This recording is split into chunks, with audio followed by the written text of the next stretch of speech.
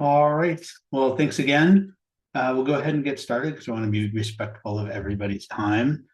Um, yep, the presentation will definitely be available afterwards. We'll send out a link to the recording probably by sometime tomorrow, if not today. So not a problem. If anybody has questions along the way, please put them in the chat and we'll see if we can get those answered. And let's get going here. So, hey, there's another picture of me. Um, if you don't know who I am, I'm Peter Horowitz. I'm president and owner of Common Knowledge Technology. I've been around the industry for a long time, worked on various creation of some international standards for the industry, worked a lot in the insurance industry back in the day. I worked for Farmland Insurance, medical for the University of Kansas Medical Center, a couple other things along the way. And 23 years ago, we started Common Knowledge Technology.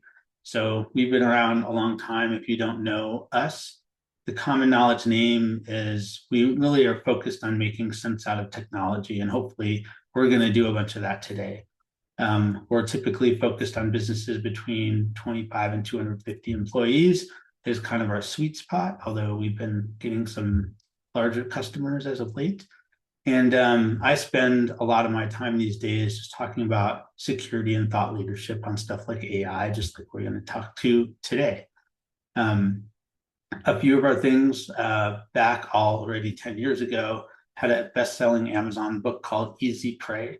And the reason I keep bringing that up, which is pretty long tail in technology, still relevant today, 10 years later, is because from a security standpoint, the employees are still the weakest link in the chain. And so we've definitely done some webinars on that. And you've probably heard me say that before if you've attended them. A couple of years ago, we were on the Colorado Companies to Watch list as a second stage company. And we have been on the top IT managed service providers list, just announced this week, also back on the MSP 501 for another year. And so we've managed to be in a top rank for many years in a row now, which is all a great honor. And we continue to rack up more awards, which is exciting. So what we're here to do today, right, is that the bullet points that were sent out was how to evaluate your AI readiness. Are you choosing the right platforms? How are you getting an actual ROI on your AI implementation? And we're going to talk a lot about strategy today. We tend to think in a much longer term than a lot of other IT service providers and MSPs out there. And so we're going to take a much longer look and vision of what we need to be doing in sort of a longer term today. And so hopefully, I think that's going to be super useful in teeing up what we're supposed to be doing with AI and how we're ultimately going to get the best return on investment from all of this. So when we're talking about AI, where do most people start this journey, right? It's off to the races with the AI. And so what most people have been doing in the last couple of years is sort of the personal assistant phase, where an individual is interacting with their specific AI, having a conversation, having them do tasks, right? And there's this journey that everybody has to go on. And so first you look to figure out how to write a good prompt and get a good response back. And then after that, and this reminds a lot of people of way back when Google was new, you had to really learn how to craft a good search question to Google. And the better you got at it, the better the results came. And this is the same with the AI and interacting with it one-on-one, is that once you make a good prompt, there's ways to make better prompts. And then people get into the thing of, well, this really sounds like an AI answered the question.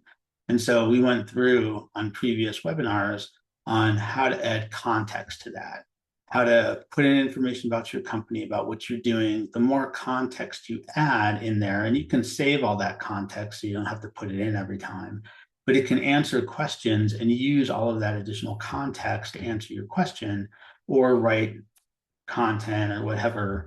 And then it really starts to sound like your voice, and it becomes much less distinguishable that AI is the one that provided that answer.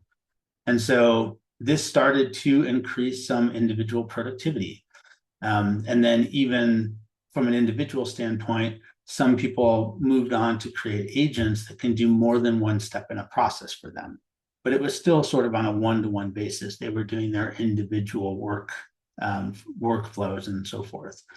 And so as more and more company or more and more employees started doing all kinds of things with different AIs and different data, and they started connecting things into the systems, usually companies realize that employees have no guardrails in place. And so people created an AI policy to at least give them some sense of what they should be doing with AI and what they shouldn't be doing with AI, because in a lack of any guardrails whatsoever, it's a free-for-all, right? So it's important that you have an AI policy established, right? And so most MSPs are saying, well, that's your AI strategy, right? AI can do a lot of things for you. Copilot is where a lot of these MSPs live, including us, because we're a Microsoft partner too, and most of our clients are Microsoft shops, but not all.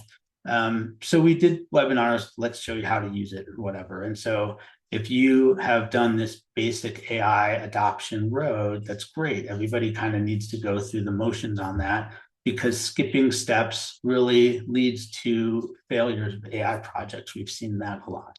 So if you've got your basic participation, your basic AI participation ribbon, that's awesome. If not, go back to the webinars that we did on our webpage under the resources tab and look at those. It'll take you step by step through all of those, and please take advantage of them. That's why they're out there. And it's important to go through those. But we actually did our first AI webinar about 3 years ago now. And so this is the fourth or fifth one that we've done. But we're at a point where if everybody was on that journey with us now, we're seeing a lot of organizations get stuck, right? And so today we're going to talk about, well, how to get unstuck and what's next. What does the road look like from here? We're looking out ahead of what's coming. So trying to figure out what are the right questions to ask.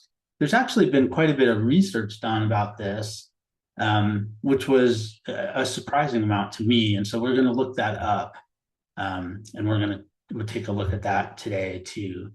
And then that hopefully is going to set you up for success to really drive AI adoption into a deeper level and start realizing some actual return on investment here, and really to the point of changing your company. So what is the stuff that changes is how the work is done.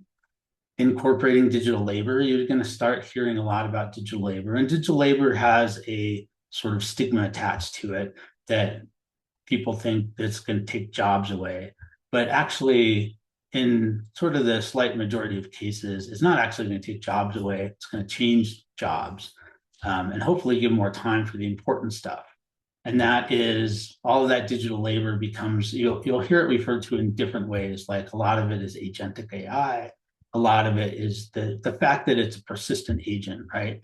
You don't, in the basic AI, it's waiting for you to give a prompt. And in this digital labor agentic AI or persistent agents, it's doing things all the time. It's always on, right? It's actually acting more like an employee. So, and what we went over in previous webinars too is the thing that doesn't change, we don't expect it to change, and we're pretty adamant about this, is that small and medium businesses and your clients and your interactions, they're built on relationships. And so that part doesn't change. And so some of the people who tried to change that part of it are getting some kickback on, they don't like the way that, they maybe trying to get your customers to interact with the AI when they don't feel that that's really a relationship based. And so again, you can go back to the previous webinars and check those out. But the question that I get most often at this stage of the game is, I don't know that I'm using the best AI tool. There's all these options out there. What is the best one that I should be using?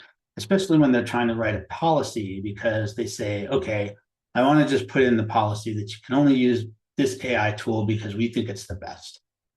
And really looking at the research and everything, I think people are overlooking the fact that it's not about the tool. It is about this AI strategy. And we're going to dive into this, right? You can see the dog there, AI strategy, eating the tools for lunch. The research shows this.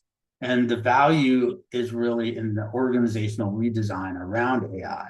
And we're going to get into that too. And again, most of this is not actually my opinion. These are research facts that have been done. A little bit of it is my opinion, maybe my spin on it, or common knowledge is spin on it. But there's a lot here that is based on really solid research. So some of I understand the kickback of like, come on, really, is it really about the strategy? And so if you take a look at this and you're like, okay, how are we unlocking, going beyond the basics into sort of an intermediate and on our way to a fully integrated AI environment? If you take a look at the statistics, if 92% of SMBs are already using some form of AI tools, and then a small percentage of them have fully integrated them and operationalized it, like why are we stuck at this point, right? And so in other webinars you'll see this too. I tend to find historical examples, like the fact that new technology comes out is not new.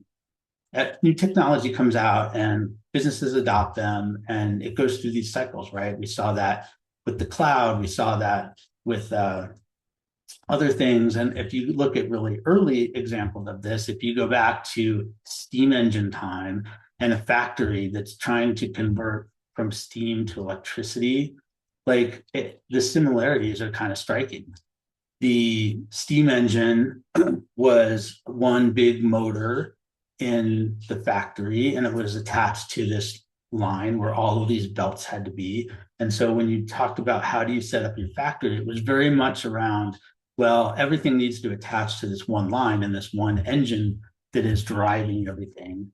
And so when the first phase of things came through, they just swapped out the steam engine for the electric engine, and they left the way that all of the belts operate in place. And it wasn't until like a whole generation later when factories were starting to redesign from the ground up, and they started to place the machines with individual motors instead of one big motor. And then that allowed them to arrange the factory in a much more efficient manner.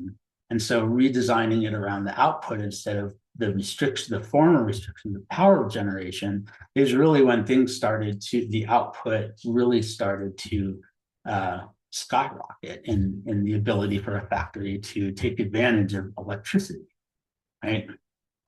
And so if we're looking at the difference between AI adopters and AI non-adopters, that's really not it, because 92% of SMBs are already using AI. But how are they deploying it? If they're just replacing parts of the workflow, that's still in a basic implementation. That's in sort of the first phase if you look at that factory example, right? And it wasn't until you guys are going to start sort of doing the intermediate implementation by restructuring your workflow. And so the real research around this that Deloitte did was that when you're moving from basic to intermediate, which is what we're going to try to take more steps towards today, it can uplift profits about 45%. And then if you continue on that journey, where only about 10% of companies are today, you can expect profit uplift of over 100%, right? Well, so how do you do that? Instead of starting with the best tool, which is the question I get the most often, it's really about starting with the best problem to solve, right? And so if you look at trying to figure out which problem should I be solving, this graph is pretty helpful in trying to figure that out.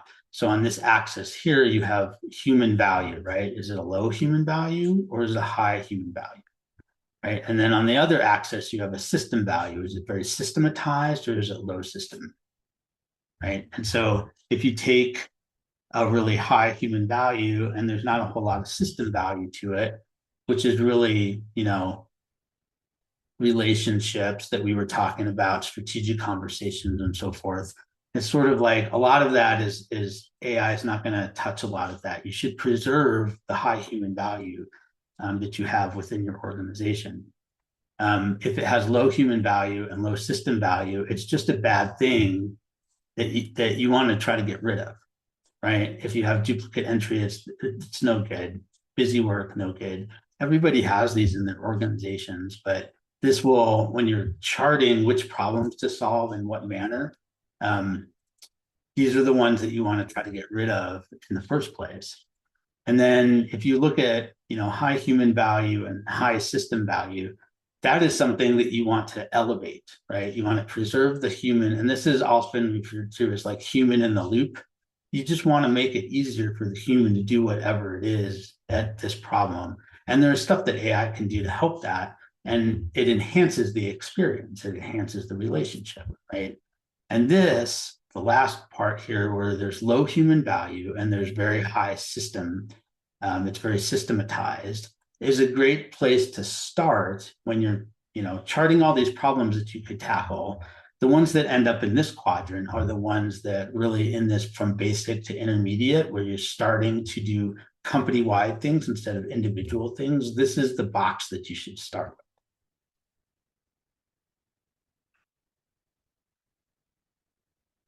So on the AI tools front, granted, some of these tools are better than others. As I said, we're Microsoft shop. We're usually working with other Microsoft shops as a majority. We do work with other shops as well, Google shops and the like, Apple, whatever. But we typically will start with, can Copilot do this? Because it is so integrated into the environment. And if not, we'll pick something else, right? We'll pick the best match. And keep in mind, you think there's a lot of AI tools out there now. There's going to be a lot more. They're just going to wildly change over the next few years as things just kind of explode, right? And so that brings the focus on, well, there's so many tools to choose from. How do you choose the right one? Well, that's not really the right question, right? So one of the things to start thinking about with all of these AI tools is, if there's going to be so many tools out there, the idea of optimizing the tools is not necessarily going to be picking one tool to do the whole job. It's going to be using a whole bunch of different tools to make sure it's optimized for the job, because you're going to have low cost tools that do the basics, and you're going to have really high cost tools that do the most complicated things to solve the most complicated problems. And the CEO of Microsoft refers to this as using frontier models for frontier tasks, right? The most sophisticated models need the most sophisticated tasks. But what's going to come out is the idea of these AI gateways is that it's going to match the task to whatever tool is the best for the job, keeping in mind the cost, right? So if you can use a low cost tool and get the same result, why would you use a high cost tool? And so it's going to optimize in real time. All of these tokens is how you're buying tokens, and that's how they're monetizing this with the AI tools. These AI gateways are going to become significant in how to maintain and manage the cost of your digital labor, right? And so the fact of picking the right tool is going to become increasingly irrelevant, because you're going to be using a whole bunch of tools using these gateways, right?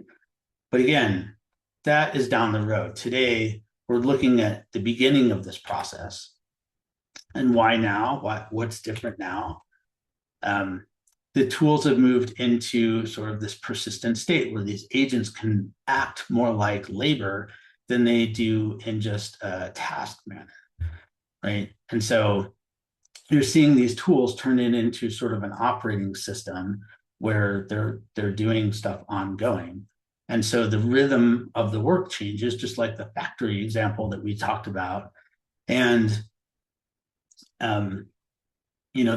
that's where we see things going. That's where the research, the hard, research that's been done around this is pointing to, and that's where the successes are pointing to too. But I know a lot of you are going to be disappointed if I don't at least address, like, today I just need the right tool. So there is better tools for certain jobs, right?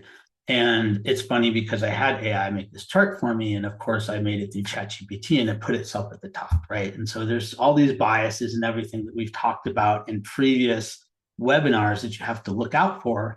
But this is a general, pretty good overview. And what I hear from a lot of people using these individual tools, like Perplexity, a lot of people that do a lot of research say Perplexity is better. Claude is really good for coding. Again, the Microsoft Copilot, if you're in a Microsoft environment, there's a lot of benefit to using that because it's so integrated into the tools and into that cloud environment. Same for Gemini if you're looking for Google. So this is the answer to that question based on today, but that's not going to do you a whole lot of good if you're looking out at a longer time horizon. So the other thing you are going to have to watch out for as you're doing this journey, which we're not going to get into a lot today, but once you start this journey, it's kind of going to smack you in the face about data structure and security really matters a lot. Because everybody, especially in a small business, you have these things that it's like, okay, when you're processing billing or something, you're like, okay, well, you have these little manual processes in place to handle exceptions, right? And so when you do that bill for customer A, well, this stuff doesn't apply to that customer. So we manually go in and just tweak it because we haven't really systematized. It was a pain in the butt to systematize that.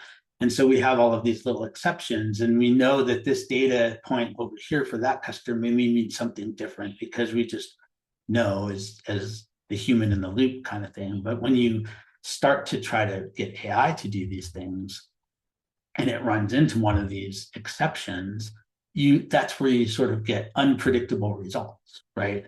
And so when you're picking the problem in that chart about where do you want to start with AI, if you pick the one that has the cleanest data, the less exceptions, which when you map out these problems, there's definitely some that are cleaner than others. Those are the ones to start with because you're going to have less problems getting them and it's going to just be easier to do, right? So just keep all that in mind.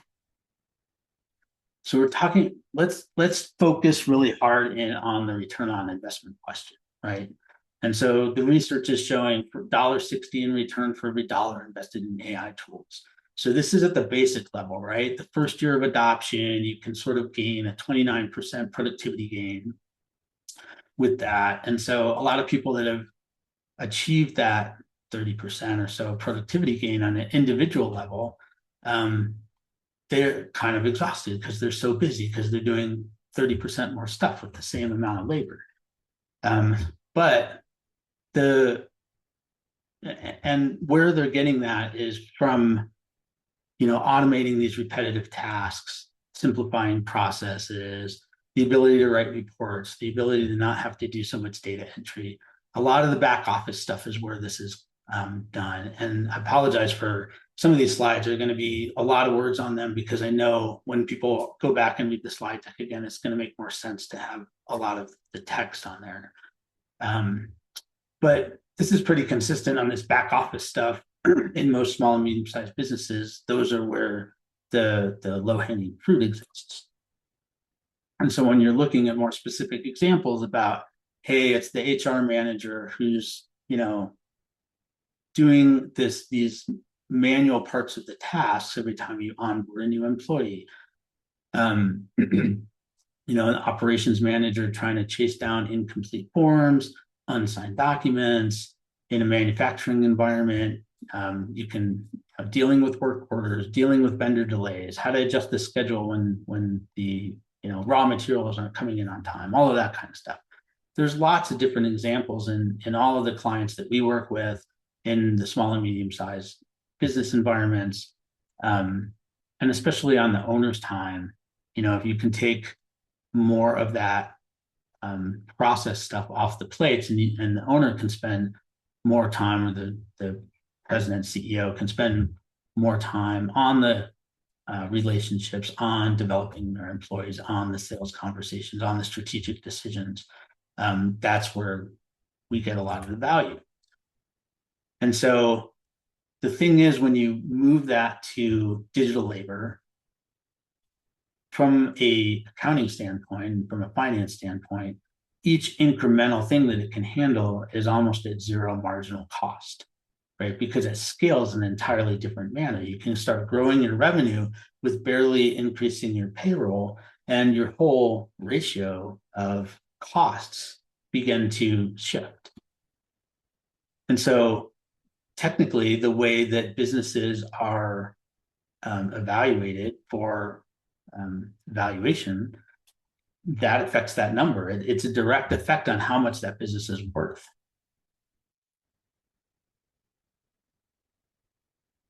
So you're looking at that, you've really, the key to this whole thing is that when you're looking at the increases in productivity that you did manage to achieve on this first round of AI, what are you doing with them? And so if you're basically everybody always fills up that productivity gain, and that, the inbox always refill, the mail always gets delivered. There's more client calls. There's more of these low priority tasks that tend to fill in everything. And the productivity gain is really about getting a hold of those productivity gains and redirecting them into higher value tasks than just letting the inbox refill and just letting you do more of the same stuff. So where does that recaptured capacity go? Right? This is why you're feeling stuck at this point, because it's the trap that almost everybody falls into, is that you sort of allow those hours to dissolve in those recaptured hours, and then you feel like you're running in place. You feel like you're stuck. And the key is, if you're able to reinvest some of that, the reinvestment becomes significant because it's cumulative. It grows on itself. It's sort of like interest on interest, right? And so this is the secret to it all. It's sort of hiding in plain sight here, is that basic AI tends to give people back their time, but then they have to pour that into the intermediate stuff on the company level processes that this agentic AI can do. And that is where the real return on investment lies. So of course, the bad guys are still out there. You got to keep this in mind, that when you're expanding what a business can produce, it's simultaneously expanding the surface area that can be attacked, right? And so if you're not investing in security at the same rate that you're investing in AI, you're just increasing your risk along the way, which is not necessarily good. So when you're looking at where you are in this whole AI journey, if you're sitting sort of at the halfway point, realize that the second half of the journey is the steepest part of the increase in the ROI, not the first. And there are many studies that have confirmed this, right? And all of this stuff that we just talked about. And so each quarter that goes by, the companies that are way out ahead and have fully integrated the AI are getting better returns faster than you are. So the gap is widening over time. Again, that's not unlike any other big technology that's come down the pipe, just like the steam engine to the electricity or whatever. All of these same things apply, right?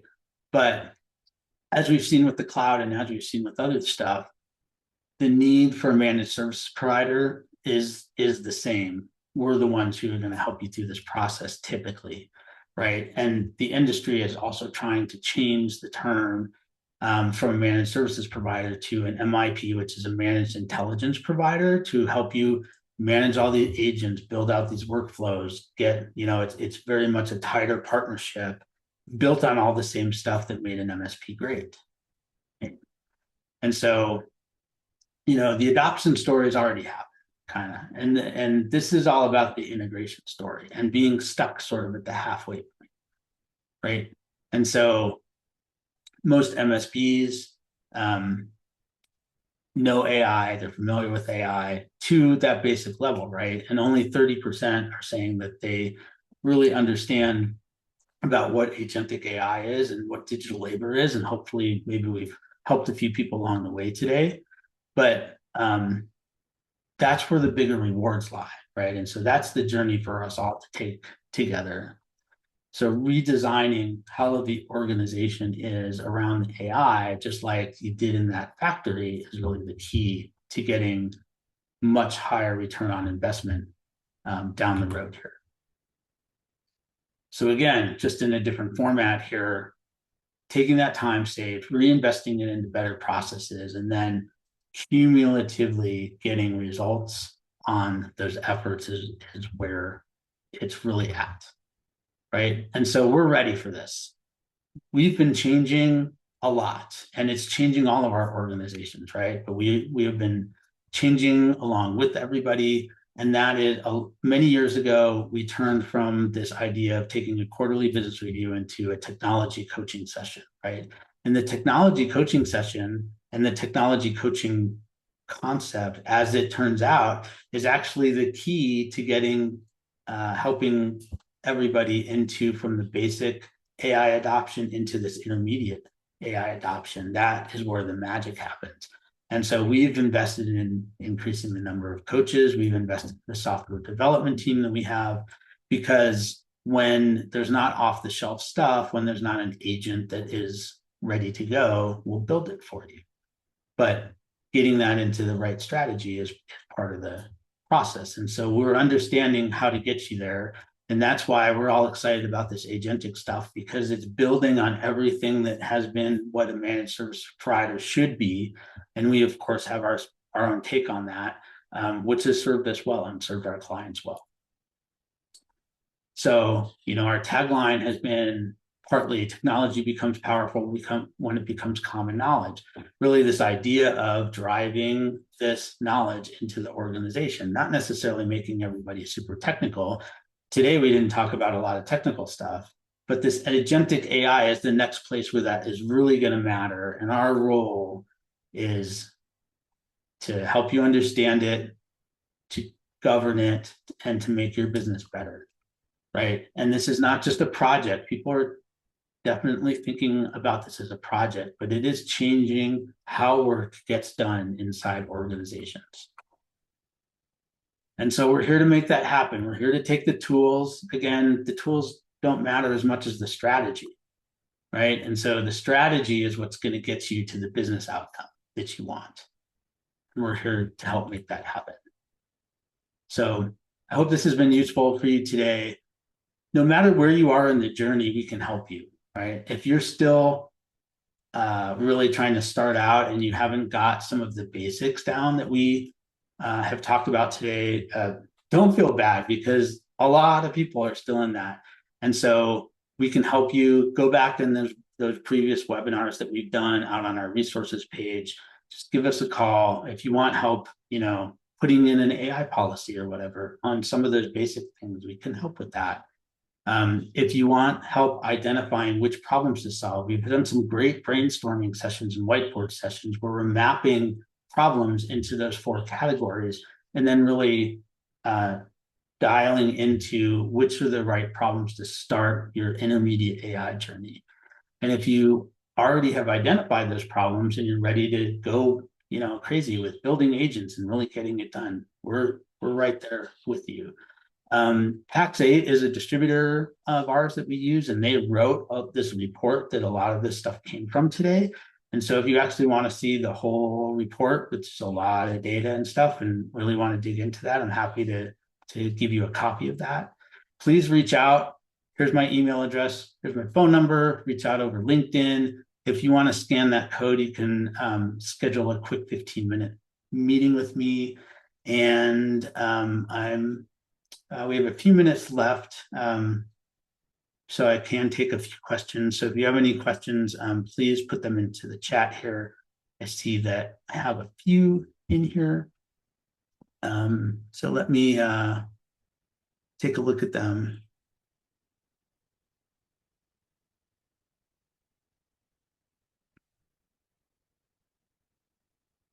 Yeah, Peter Shoemaker was asking, once adopted and implemented, will businesses be able to operate without it? That's a good question. I think it reminds me of, what do the airlines do when the system goes down? They have these procedures that go back to processing paper tickets to get you onto the plane when the system is down. And as we've seen, when the system does go down and when they have to, drag out the paper ticket procedure, half the company doesn't remember their training on it. And it slows things down to a point where things are barely functional. And so I would say that this is sort of a one-way door decision, yes, but the increases in productivity that it's going to give you are driving that. And same with the cloud too, right? There's you lose control on something when you put things in the cloud, but statistically, the cloud's more reliable and more secure than having a server in your office ever was. And so there's definitely trade-offs, but if your AI goes down, you're gonna kind of grind to a halt, right? And it'll probably be temporary. Guy, let's see what you had to say.